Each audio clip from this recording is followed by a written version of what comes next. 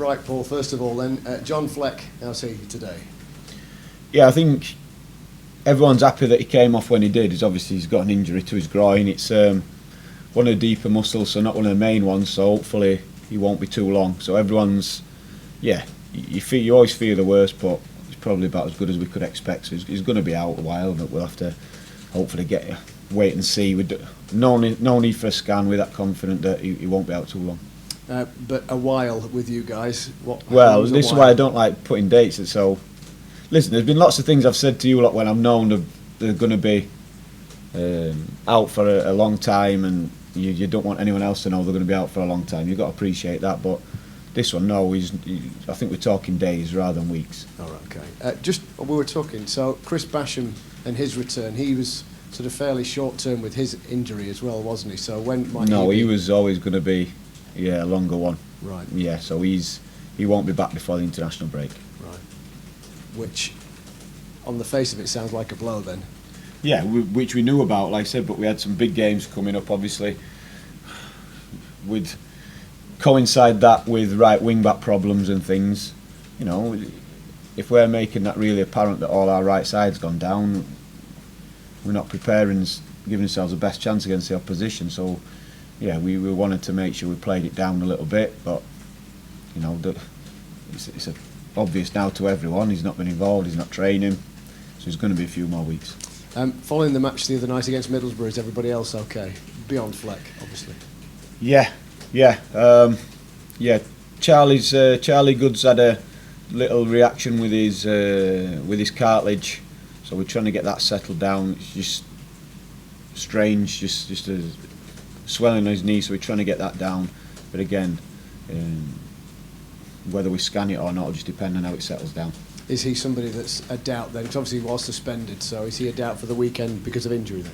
Yeah, he's a doubt. He trained today, but again, feel it, aware of it, and so yeah, as much as he wants to play and be involved, that's what's probably going to give him the best chance to be there. But we know there's an issue there now that obviously we've got to look into.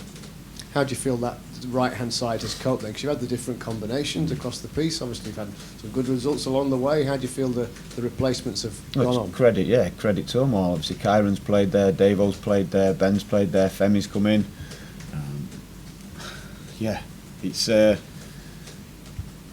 It's difficult when that's been a big part of how you want to play, that side of the pitch. And so we've had to change and change things in other areas, I think, to adapt and make sure we could still cause problems going forward. That's probably been the biggest change around, just changing the team around then so we can still cause problems going forward, I think. But yeah, I think you could see Davo's a bit more settled in it, more comfortable.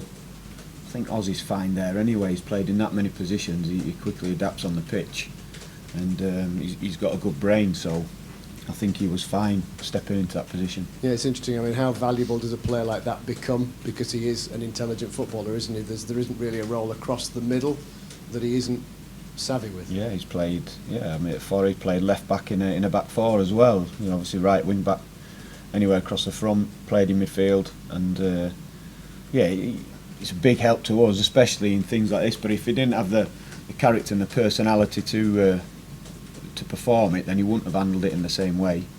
But I think you could see when he came off the bench and played there, and then he had to start there again the other day. He's willing to just do what it takes to be on the pitch. You won't be surprised to learn that there's been a lot of talk about Gibbs White following not only his performance but the manner of the goal the other day. Is it a case, and I appreciate this is a leading question, of just for Sheffield United enjoy it while it lasts with him? Yeah, he's not our player. That's always the issue. I've said this before about loans when I've been at other clubs as well.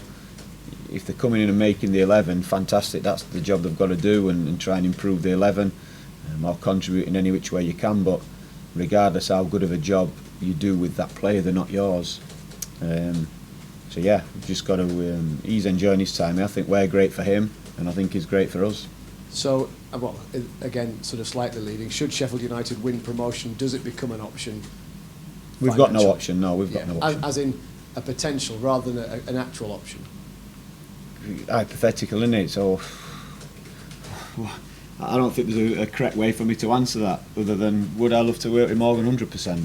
That's probably it. There's no option there, so we don't know any details of what it'd look like if there'd be an appetite from anyone to do it. So says a great deal about where his thoughts regarding Sheffield United were at. I think the Wolves manager's come out this week and said, look, no, we asked him if he wanted to come back and he chose to stay at Bramall Lane.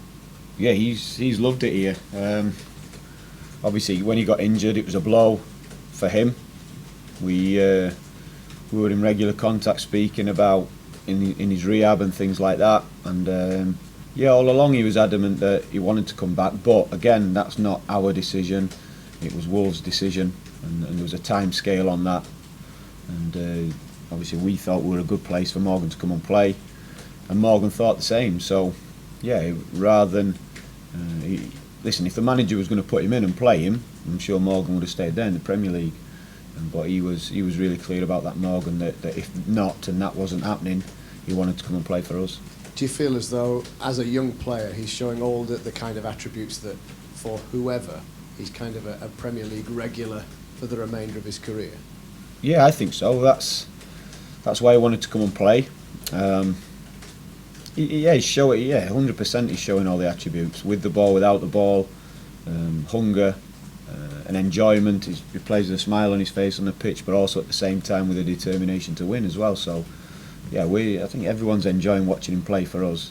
And sometimes there's a good fit. I've said this to Morgan. Sometimes things just fit, and you're appreciated in what you can do and what you can bring.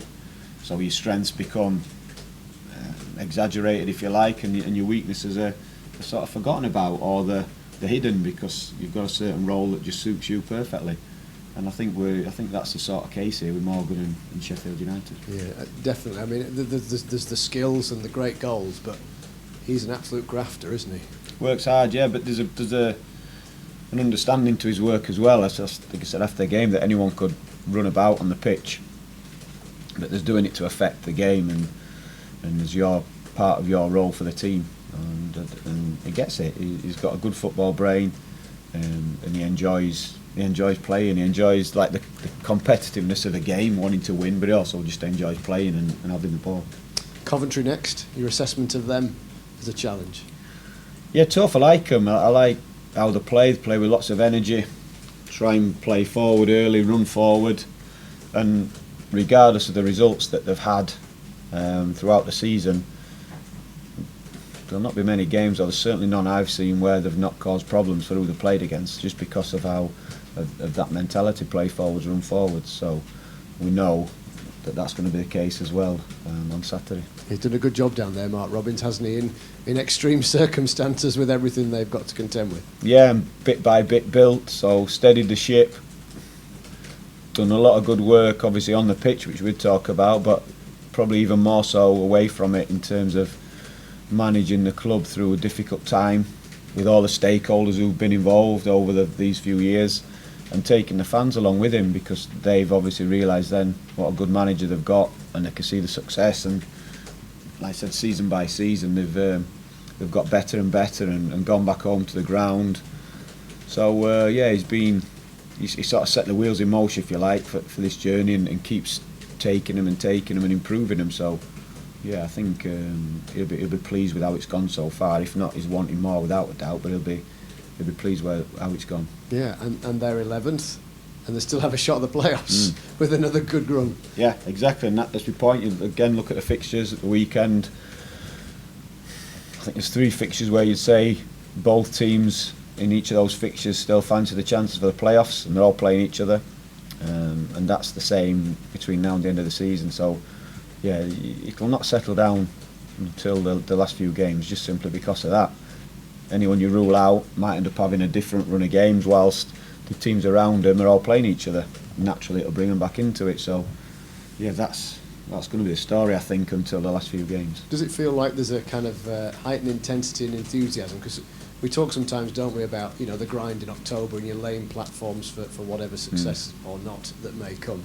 But right now, it's just maintain your standards and you should be okay. Yeah, maintain, pick up points. Said it in after the game. Just try and pick up more than the teams around you. That's it. We've got a lot of tough games left, including this one Saturday, home and away. And it gets more excited. It's exciting, but it gets more exciting. And it's a strange season with the amount of teams still involved in it. Yeah, so we'll just have to. It is game by game, yeah, and yeah, each game there's something on, and as I said, I think they'll get more and more intense as more and more things settle themselves down, and you know how valuable each of the points are.